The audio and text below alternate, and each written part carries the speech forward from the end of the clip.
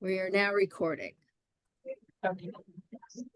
All right, so to those of you who just joined us, in the chat is a link that will bring you to this presentation guide.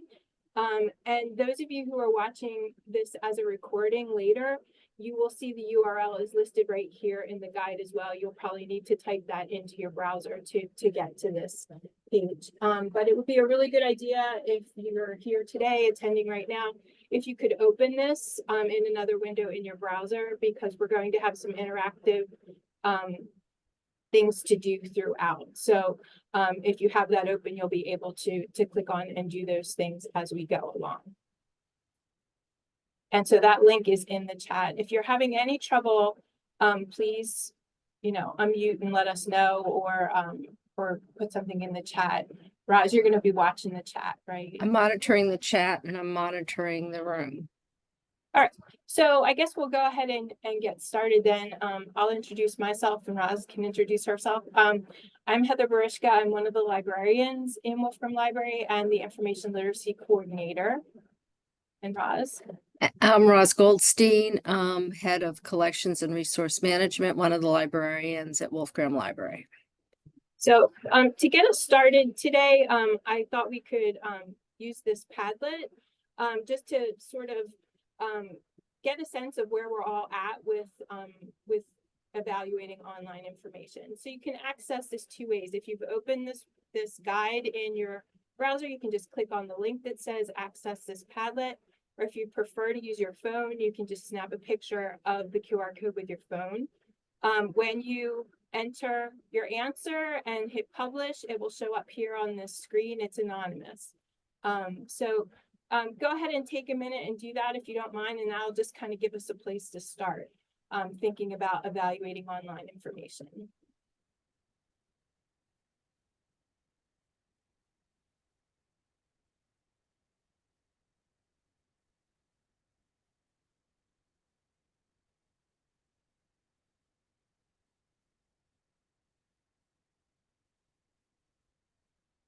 And is anybody having trouble accessing the guide?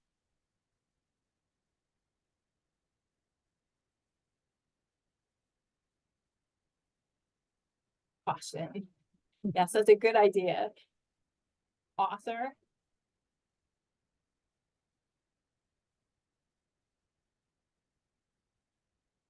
Always good to check the author and make sure there is an author. And the URL can give you hints as well. Yes, definitely.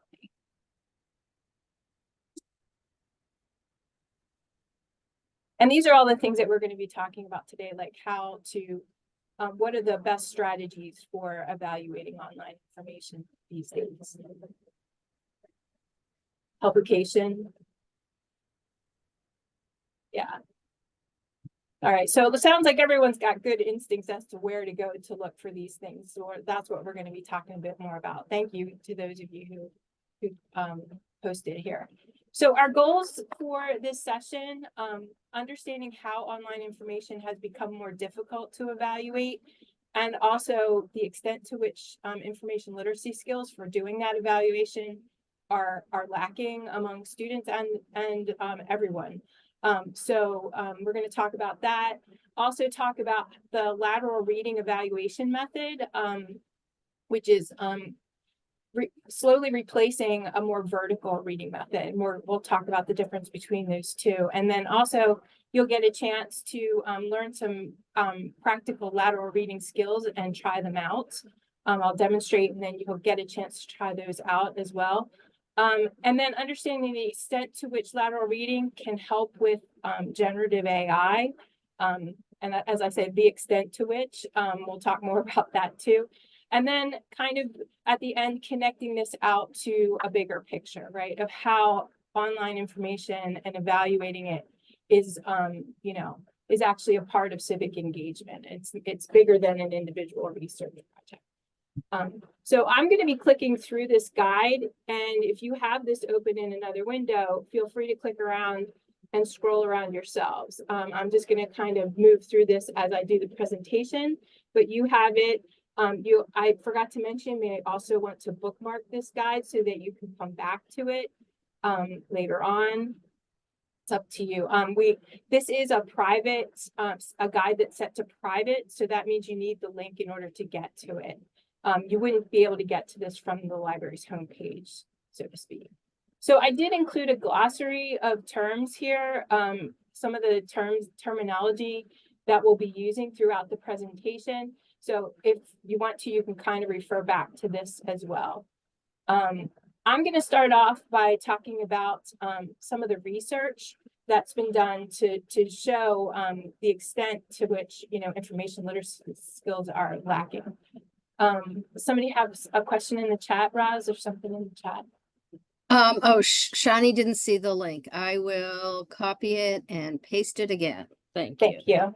Okay, so most people don't, these are like 3 key points. There's a lot of research out there, but I just kind of tried to pull out the most relevant research. Most people don't have the information literacy skills necessary to identify misinformation, which is accidental misinformation that gets posted online, disinformation, which is intentionally misleading information that gets posted online, or biased information where there's partiality shown in favor of a person, a group, a philosophy. Most people don't have those skills.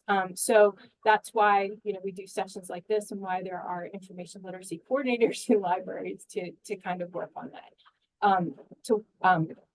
try to help with that. Misinformation, disinformation, and bias are now much more widespread and sophisticated and harder to identify. As the internet has evolved, so has all of those, the sophistication of all of that content. And it's really important to have context in order to be able to do that evaluation. And lateral reading has been proven to be an effective technique for getting that context in order to do the evaluation. So for example, there were 2 studies that were conducted, and a lot of the research that has been done was done 2016, 2017, 2018, after the election year of 2016 and the proliferation of fake news and all the attention that fake news got. So a lot of this research comes from that time. So in 2018, there was actually a study that found that people can only identify fake news correctly 54% of the time, which is really only 4% better than guessing, which doesn't, say a lot. So people are fooled by incorrect information online quite often. And then even more interesting, at least from my perspective as a librarian, is in 2016, the Stanford History Education Group at Stanford University did a study of more than 7,000 students, middle school, high school, and college students. And their findings were, pretty shocking. 70% of the high school students saw an advertisement that had statistics in it, and just because it has statistics in it, they rated that as more reliable than a traditional news story from a reputable news source. They were kind of fooled by the statistics. 80% of middle school students saw a story that had sponsored content on it and didn't realize that it was an advertisement. So they didn't even know that meant that was something that someone had paid for to post. And then in terms of college students, when they were evaluating the credibility of a website, they mostly focused on the appearance and superficial aspects of the website rather than kind of getting into evaluating the content and the validity of the content. And to some extent, the librarians are responsible for that. I mean, we've been teaching a method of evaluation that does focus, that's called vertical reading, that just focuses on the website itself. But that's what lateral reading does, is kind of move us away from that. So another impact, some research has shown that, as we know, this is becoming more and more of a burden on us as consumers of information to determine this credibility. We have to determine that. And it's very easy to get caught in those filter bubbles. And if you want to know a lot more about filter bubbles, the man who first defined them, there's a TED Talk video at the bottom of this page that you can go back and watch. And he defined that back in 2011. So quite a while ago, it was already, known that you can get trapped in sort of a feed of information that keeps being fed to you by algorithms that just confirm any bias that you already have, any perspective that you have. you'll just keep getting more and more information like that. And that's happening to pretty much anyone, using social media or anything that has an algorithm that's feeding you more of the same of what you've already expressed that you like or approve of. So librarians are now kind of shifting towards advocating a technique, including lateral reading, that's more proactive.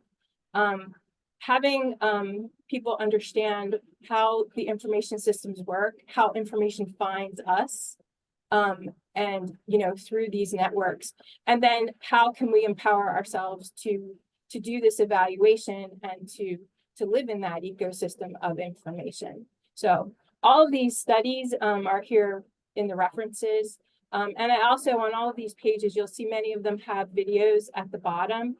Feel free to come back and take a look at these videos. They're all kind of connected to whatever the content is on that page. In addition, online information has become much more difficult to evaluate. People who have biases and agendas have become much more sophisticated in the way that they present that information on websites. So it's harder, and in social media, so it's harder to tell that as the information consumer. So seeking context for that information is really the only way to find out if it's biased or not, to expose that bias. And it has some, pretty serious consequences if information isn't checked out and it's incorrect or infactual or has a bias and it's used as if it doesn't, because studies have also shown that once people accept something as fact, they're very unlikely to consider any other view, even if it's countered with accurate facts. So they'll believe the misinformation, even if they're given accurate facts, once they've kind of accepted it as valid. As I said, like, lateral reading has been proven to be the best approach for evaluating online information. And I said that librarians are kind of have been teaching evaluation of websites vertical reading. And one of the main tools that we use is this thing called the CRAP test, which was invented by a librarian named Sarah Blakesley at California State in 2004. I just wanted to briefly show what the CRAP test looks like, because we are going to refer back to this later on. So it's a checklist where you look at a website and you go through the checklist, answering these questions and looking for certain things, but you stay on that website. You kind of do a deep dive into the website, looking for, is the information current? Is it relevant? Well, that depends on what your research question is, but is it relevant? Does it have authority, right? As we were at the beginning, we're looking for authority, right? Accuracy, sometimes that's hard to tell, but back in 2004, when you think about what the internet was like in 2004, you could tell all of this by looking at the website, right?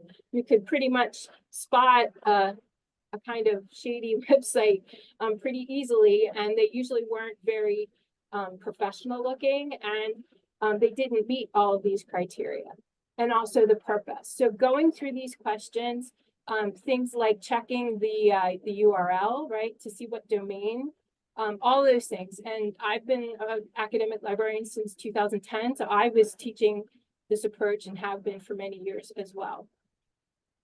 But the problem with this is that it kind of now is focusing on more superficial characteristics of websites as opposed to actually getting context for the information on the sites. And in 2017, Stanford is really kind of a leader in this field of lateral reading. In 2017, they did a really fascinating study. They took 3 groups of people to evaluate websites, to do critical evaluation. Undergraduate students at Stanford, history faculty members, and professional fact checkers. So people who make a living doing fact checking for newspapers, etc. So that's their job, is to do fact checking. The results were that the students and the faculty were less successful in their evaluation. This is in 2017, because they did a deep dive into the website. They did that vertical reading, and they were looking at everything on the website to try to figure out if it was you know, factual, if it was, you know, to determine whether it was a credible source.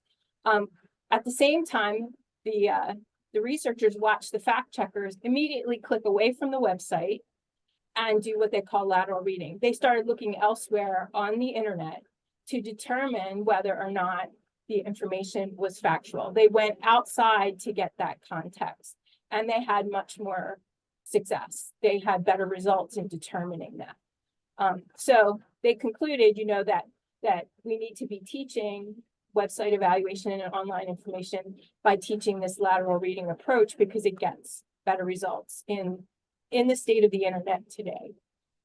It is important to note, however, and they kind of don't highlight this part in the study, but I think it's really important, that another thing that these fact checkers have is not just the lateral reading. They also, as professional fact checkers, have a body of knowledge that they've gained from doing their jobs, right? They understand how those structures of information work. They know where to go. They know which are good sources, and they can kind of go out onto the open internet and navigate it pretty well. So that's another thing that we need to be learning and to evolve along with the lateral reading skills, is to get that kind of foundation of knowledge as well, which isn't easy to do.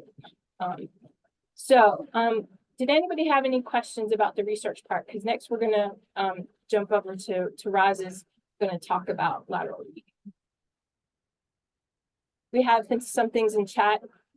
Roz, are there any questions that we need to? No, hopefully everyone Just repost in the link. Who's joined recently has the link to the LibGuide, or should I repost it? Okay. I'm going to then continue. Okay. So I'll stop sharing if you would like to share. Okay, I will continue.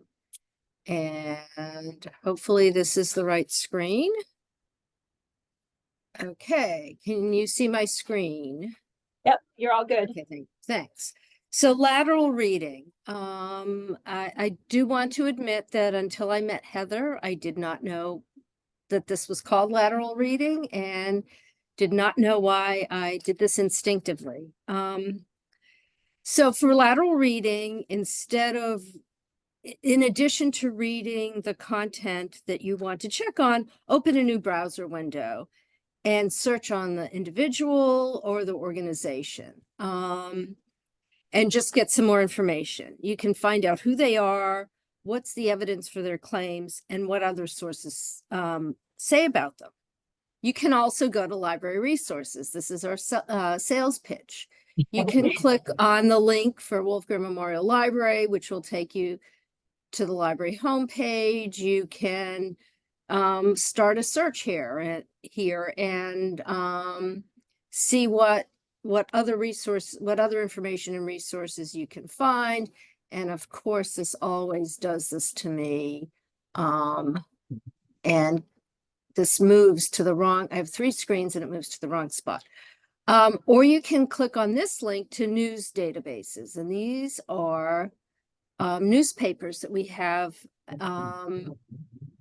full text access to. So you can go directly to one of these resources to see what more information you can find on the topic that you're questioning. So to fact check. This was the part I was going to get into with this. Oh, sorry. Yeah. Yeah, I Okay. think you wanted to go to the fact checking websites. Oh, here. Right below the library. No, below the library link. Right down. Oh, here. Sorry. Yes. Okay. Yeah, sorry, So that was a these little are confusing. fact checking. Thank you. Sorry, I clicked in the wrong place. So I remember years ago, Snopes has been around for a very, very long time. And actually now looks much more sophisticated. This was one of the places we would always go to when, in the old days, when information was traded via email, and there were constantly emails about ridiculous emails, we would go to Snopes to fact check. But there's also PolitiFact,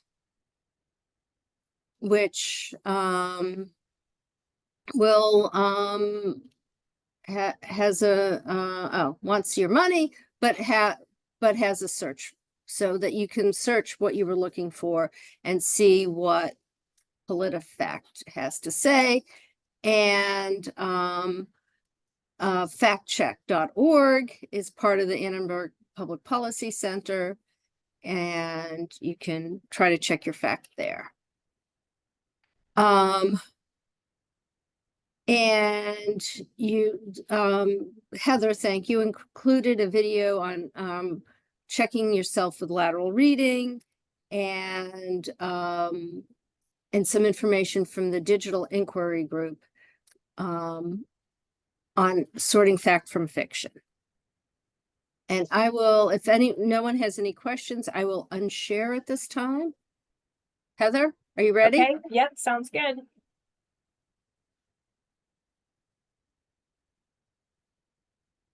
So let me get to the same page here. I did want to point out that, as I said, the Stanford University has done a lot of work, and they had a group called the Stanford History Education Group. They've just recently renamed themselves the Digital Inquiry Group, but they've created an entire curriculum to help with learning and teaching how to do lateral reading. And that includes a lot of the videos that I've incorporated here and some other materials. So I included a link here. It's all free. I encourage anybody who wants to incorporate this into your classes to take a look. It's all levels of information, but a lot of it is very appropriate for higher education, for college level as well. Some of it is even, you know, it basically spans kindergarten through higher education. So they've incorporated a lot of information. So they've not only done the research, but they've also created materials to be helpful. So now I thought I would move on to before you go, Heather, thank you, Scott. Yes. Scott included another link to influencewatch.org. Okay, another good fact-checking site. I will add that into the guide later on. That's the nice thing about these guides, is that I can add more information in, and then we'll all have access to that link later on. Thank you, Scott. Thank you. So in terms of how to do lateral reading, right? The actual skills. Fact checking involves clicking away from the site, opening a new window in your browser, and starting to investigate. And with 3 key guiding questions in mind. You're trying to determine who's behind the information on the website you found, what's their evidence for their claims, and what do other sources say about that organization and their claims. So that's the lateral part, right? You're going away from the site, you're looking for that information. And these videos will kind of lead you step by step through that process too. Some additional questions to dig a little deeper than that when you get to a site. You know, what's the source's perspective and their motivation? Authority, we always look for authority, right? We were talking about that even in the Padlet at the beginning of this presentation. Is the source committed to providing trustworthy information? So then we get into things like journalistic principles, peer review. You know, are there those processes that are in place to ensure that the information is factual, and that they will admit and correct mistakes when they do happen? That's a big difference from disinformation and other misinformation that's out there online. And does the source have conflicts of interest? You know, obvious conflicts of interest. Sometimes that takes a little bit of more investigation to find that out. And I've been incorporating some lateral reading into my information literacy sessions and teaching, and been kind of surprised at the reaction that students have about social media posts. So I incorporated this as well, just to kind of challenge some of the assumptions about social media posts. The look of a post is not necessarily an indication of whether it's trustworthy. Neither is the amount of likes or clicks that a post has gotten. Realizing that the profile in social media is created by the individual or organization themselves, and they can say whatever they want about themselves. And that number of followers also does not indicate credibility and trustworthiness. So other things to kind of keep in mind is, as we do lateral reading. Two other skills that are really, really important to learn and use when doing lateral reading involve what they call click restraint. When you get those Google results, what do you do with them, right? The inclination, and they've even created a poster here that shows, you know, everybody goes for the first result, assuming that that's the most relevant, the most trustworthy. But there's all kinds of games that are played with the algorithms that determine search results, right? Search results can be advertisements. They can be at the top of the list because the company has paid for search engine optimization to make them at the top of the list. And some of them in the list will actually be social media posts by the organization. So they don't help you at all because you're just getting more information from that group that you're investigating. So it's very important to kind of be informed as you're selecting your results that you're going to use to do lateral reading. Some of the things to look at, you can scan the search results and you can get much quicker and faster at doing that by using some of the clues that are there, right? Looking at the title, it might seem obvious, but the title and the URL can tell you a lot about what that source is. You might recognize a reputable news organization. You might recognize something else, right? And this is where those professional fact checkers in that study I was talking about, you know, they have built up this knowledge that we all kind of need to be able to build up to be able to do this. And then the snippet, the little 2 sentences that they give you are sometimes all you need to know, you know, that, oh, okay, this isn't going to help me because it's, you know, it's taking me right back to the organization itself, or, oh, this is really helpful because they're saying that this organization has a bias. So even that little snippet can be really helpful in the Google results. And then Wikipedia. And I think some students have been surprised when I bring up Wikipedia in class because we've all been told, don't use Wikipedia. And all of that is still true, right? There's no authority because it's crowdsourced and anyone can contribute and anyone can edit it. And students should not be using that as content for their work or citing it in their academic work. But it's actually a really, really helpful resource for lateral reading because it essentially functions as a giant internet index. Because there are so many authors and it's so extensive in its coverage and it has those references, right? One of the sources I read referred to it as the gold mine of references at the bottom of a Wikipedia page. All of those things can be really, really helpful in doing this process and doing it quickly. It can lead you to those sources that you need to determine the credibility of your original source. But it should never be the only source that you use when doing lateral reading. It can be one of them, but it shouldn't be the only one. So how do you use Wikipedia wisely and kind of leverage it and use it for good?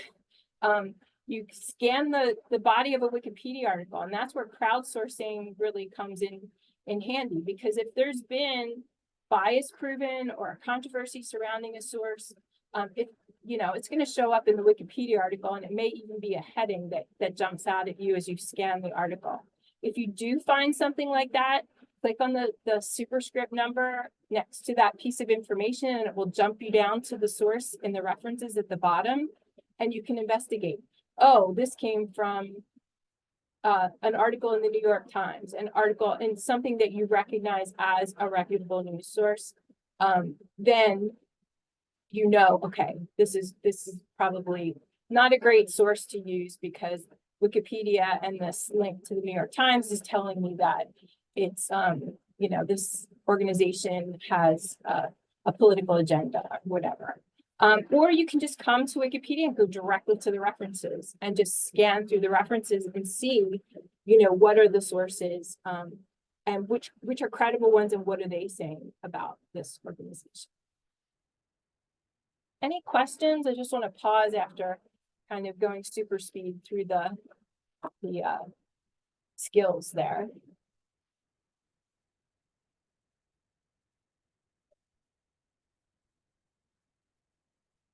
All right, so I'm going to move on to demonstration. And there is a link to the CRAP test, which is that checklist evaluation for vertical reading that I talked about before. So if you want to open that up and look at that as we go along here, you can. What I'm going to do is I found this website, and this is thanks to my colleague Kayla. She found this as one of the websites she's been using when she's teaching about lateral reading. It's called the American College of Pediatricians. And I'm going to open this up and do sort of a demonstration of vertical reading where we stay right on that page and look at it, looking for those things on the website. So, you know, if we're just staying on this site and looking for the criteria in the CRAP test, we want to look for currency. So, you know, we always scroll to the bottom of a page and we see it's 2024. So that looks helpful. Relevance, it's got some news articles here. It's got some videos. So depending on what my research question was that brought me to this site, you know, it does have quite a bit of material here that may be helpful. That of course depends on what the research question was. Authority, you know, it has contact information. It tells us where they're located. They've got social media. You know, tell us about, meet our board.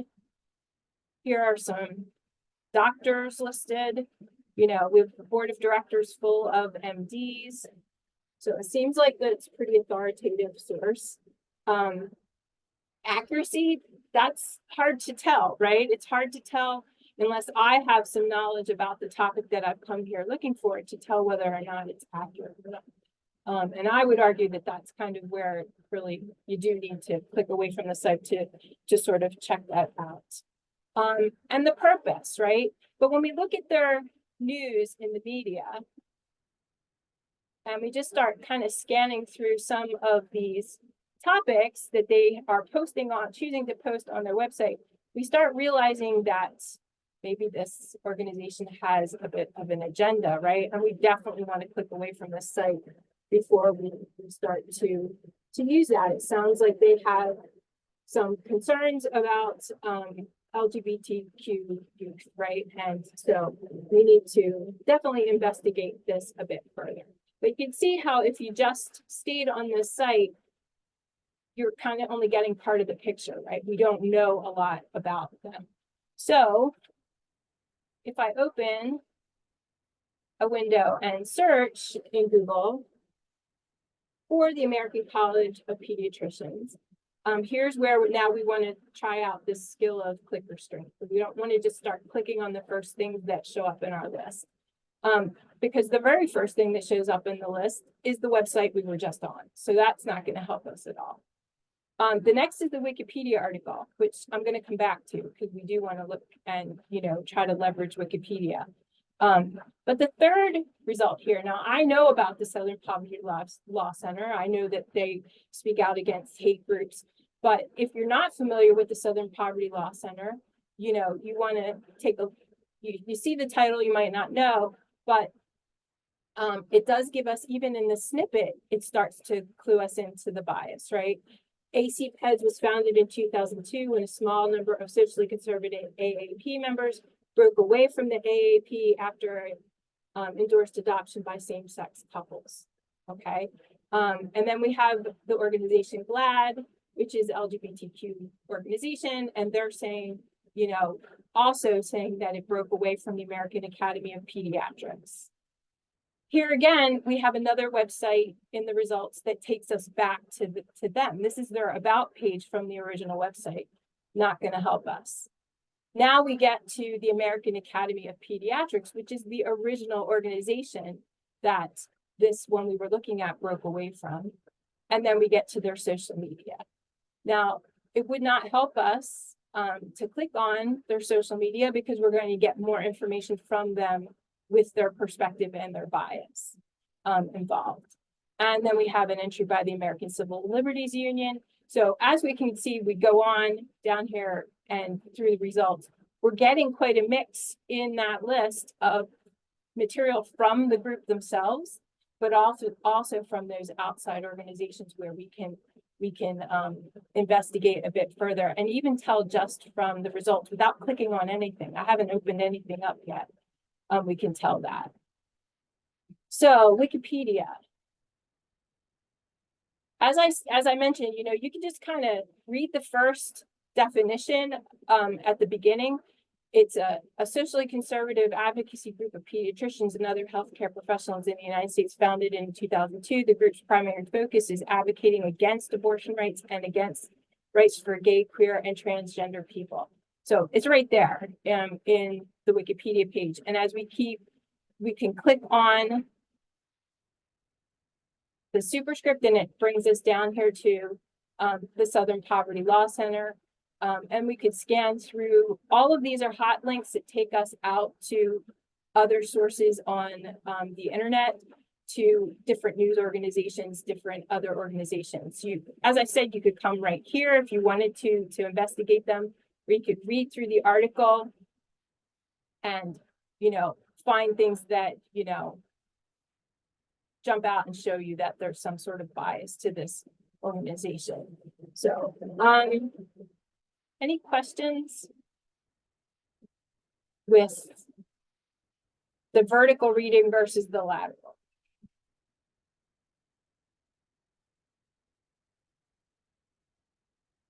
Okay, so everybody gets the chance to try this out themselves now.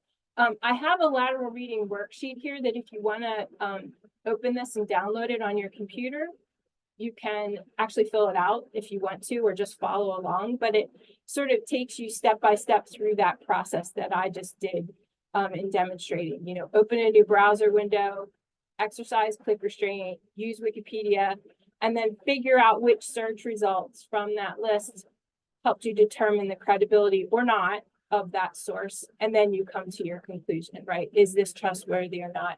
Why or why not?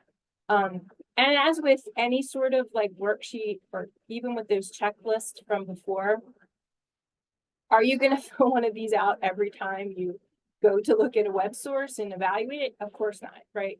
But it gets us in the mindset and it gets us in the habit of learning those things until we have that sort of foundational knowledge that we can use to make those determinations.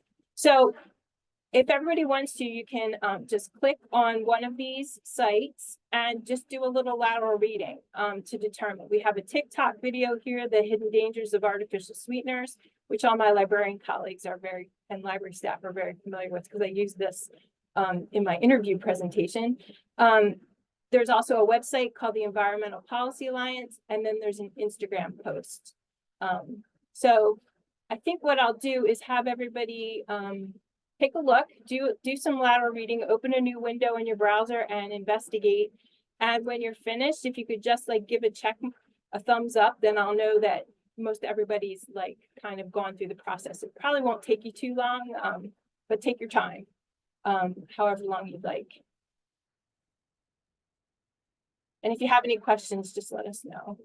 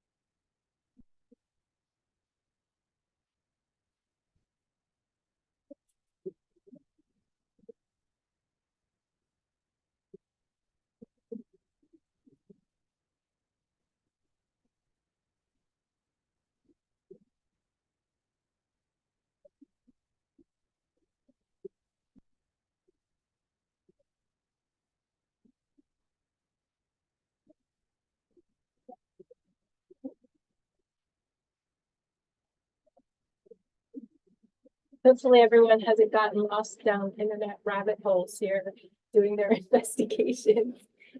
If you think that you've come to a conclusion about the social media post or the website that you chose, at that point, just give like a thumbs up in and in the what's it called? Reactions, and then I will kind of get an idea about if we can start discussing.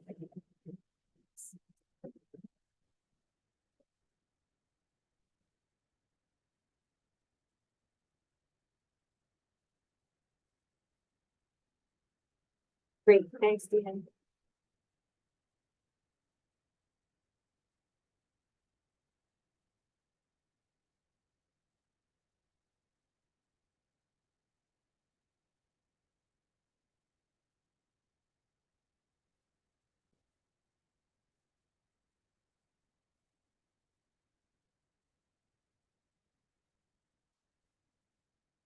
I think we'll take until like 12:45, until quarter of, just to make sure that we have time to get through everything else and have time for questions.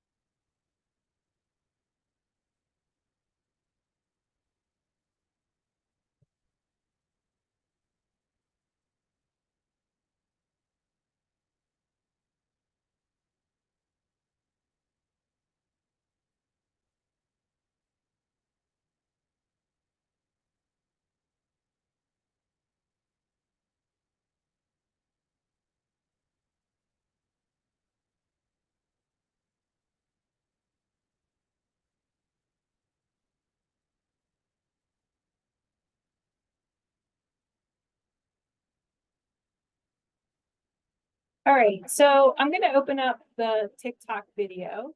And those of you who investigated this and did lateral reading for this, if you'd like to share what you found when you did your lateral reading.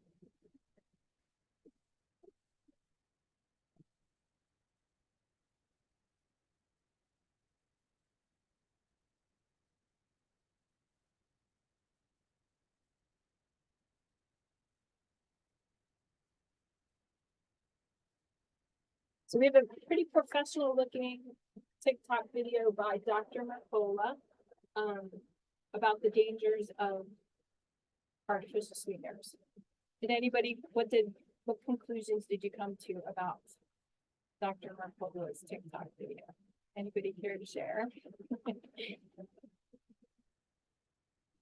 Please unmute yourself and go ahead if you have any input.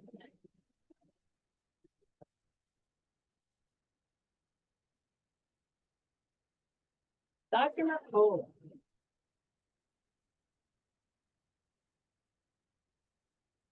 First site that comes up is his own, not helpful. The most influential spreader of coronavirus misinformation and misleading information about COVID, second Google result. We can't tell that obviously by staying on TikTok, but as we move away, Wikipedia, alternative medicine, internet business personality. So we know that he has a business interest and some commercial motivation. Pseudoscientific, just scanning the words that are here, using controversy, anti-vaccine views, misinformation about COVID, et cetera, et cetera. So FDA warnings he's been issued, and the Federal Trade Commission has taken action against them as well.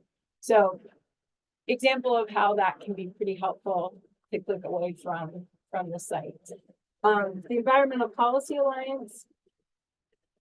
Similarly, this looks like a pretty legitimate site. It's citing laws, it's got links out to government reports and so on. But if you investigate the Environmental Policy Alliance, you soon learn that it's a front for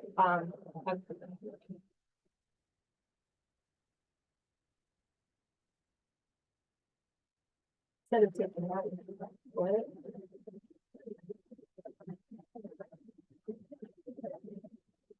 It said that it's, working against environmental activist groups, but it's on like a source watch list, and it also is devoted, this is the organization behind it. It's a nonprofit entity, but it's run by a PR firm that has a whole bunch of agendas and, political.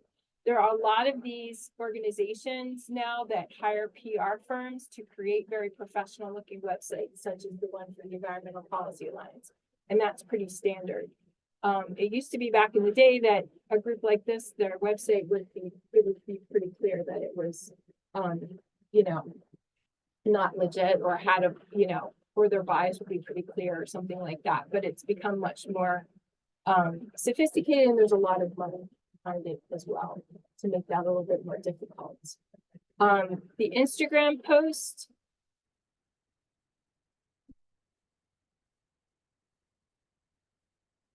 This is purported to be a picture of what the skies looked like after the Canadian wildfires. And I usually show this and, point out, like, you can't go by the likes, you can't go by even what it says in her profile if you go and look at her Instagram profile, because she's created that herself. So is she an authority to speak on this topic? Does she have any scientific background to know about this? Those of you who looked her up find that within the Google search results, you find out that she's a professor at Texas Tech University. So, so this works in both ways. It's not just to find and disprove or, show bias, but it's also to prove that this is a great source that you can use that's on the internet as well. One other one that I did not include in the list, but I did want to show, there's this organization called Against Malaria, and their website looks like it's from the year 2000, I think. I mean, this looks like a pretty old school website, and they're asking for money everywhere on the site. It's a .com, and back in the day, we used to look at that domain to determine whether or not it was, a nonprofit organization or not, but you can't go by that anymore because these organizations will pay to get .org URLs. This looks like, on the surface, if you just stayed on this site and looked at it and did that evaluation, it looks like it's not a legitimate charitable organization. And it turns out, if you do lateral reading on this, it's actually one of the UK's best and most highly rated charitable organizations. It's just that they have not invested a lot of money in updating their website yet. So, it kind of, the lateral reading process will reveal both, right? It will reveal bias and misinformation, but it will also reveal good, legitimate sources, online sources to be used as well. Just to wrap up, I wanted to briefly mention, because, whenever generative AI tools create a lot of information, right? And we've been being told, those of us who've been, trying to keep up on AI, that they're prone to hallucinate and make information up, and that you should always check that information and fact check that. So you might be thinking, well, how can I use lateral reading for that? It's very difficult to do because generative AI is creating information that's devoid of context, right? There's no context that you can compare and tell, or even fact check and click away and do that fact checking on. And so it makes it difficult to do. However, more and more of these tools are coming along that are citing their sources, such as, and these are just three of the ones that I've heard of, Perplexity, Pop AI, and Copilot will name their source. So if those sources are accurate and correct, you should be able to follow up on those sources and check the information. But it's kind of gone around the library world that a lot of citations are fabricated, however. So, you have to check the citation, as well as, as a librarian, I want to know, does that information, do I know for sure that that information came from that source that AI is telling me that it did? If it did, then I can use it to fact check. If not, so questions that are still out there surrounding AI, as there are many others. So we just kind of have to kind of keep our eyes open and stay tuned. But it does have the potential to be helpful as far as that goes. And then last but not least, just kind of connecting this back to the bigger picture that, you know, this is not just about, you know, your individual research project or your students' individual research project. It also has to do with, you know, being a good digital citizen and civic engagement. So there's a list here of things that you can do to kind of try to not be part of the problem, right? Not help be spreading that information by fact checking, going to reputable sources directly, such as Wolfgang Library. Here's another plug for the library, Roz. You know, and then be aware of your own biases and try to break out of a filter bubble if you're in one, right? Like seek out other feeds with different perspectives. Exercise that click restraint, and then, you know, if you see misinformation, you see fake news, like call it out when you see it, state it, right? And try to kind of push back against that. So just some ideas there for that. Any questions for me and Roz?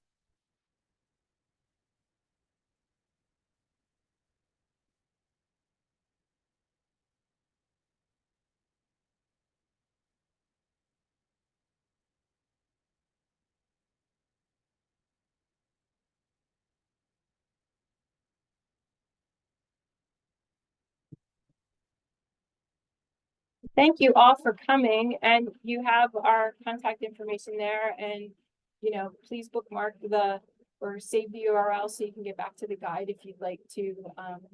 And we thank you all for coming. Roz, did you want to say anything? No, I just want to say thank you. And oh, we have another recommendation of a website. So I will copy Awesome. this and save it. And